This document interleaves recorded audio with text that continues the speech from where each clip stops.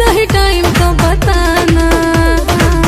बाबू कहाँ हो? तुम्हारा बाबू व्यस्त है, महादेव की भक्ति में मस्त है। अच्छा, और सावन सुनो तुम नजर नहीं आना, तेरा बाबू हो चुका है महादेव का दीवाना। और सावन सुनो तुम नजर नहीं आना, तेरा बाबू हो चुका है महादेव का दीवाना। जब जमाना मुश्किल में डाल देता है, तब मेरे भोले हजारों रास्ते निकाल देता है। क्या बात कर रही है?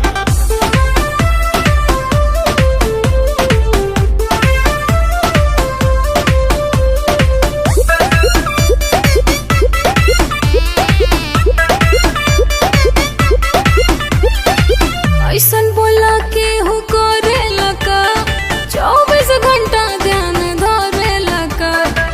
हम हो त पूजी महादेव के बाबू, इतना भक्ति में के हो रोवे लका। सावनवा में मनवा हमार उनके भिरिया रहे, भनिया के गोला खा के दिलवा बम बम भोला कहे। इतना सताते हो, मिलना आते खाली करते हो तुम तो बहाना। बाबू मिलो ना यार। भर सावन सुनो तुम नजर नहीं आना, तेरा बाबू हो चुका है महादेव का दीवाना।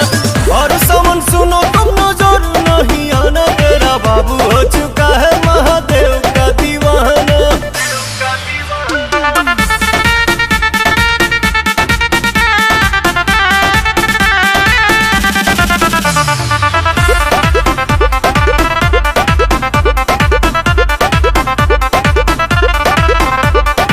मिले के मन बड़ी करता हो, धीरज न दिल धन धरता हो। अच्छा, कतने दिन भइल देखला सुरतिया, तोहरा पवन रोवा जो रहता हो। मोह माया के नगरी से कुछ दिन ही दूर रहीला, पुछला बतिया अखिलेश से हम कुछ ना झूठ कहीला।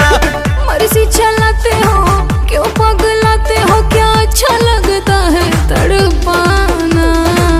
बाबू रांची भेजोगे क्या? और सावन सुनो तुम नजर नहीं आना, तेरा बाबू हो चुका है महादेव का दीवाना। अच्छा? और सावन सुनो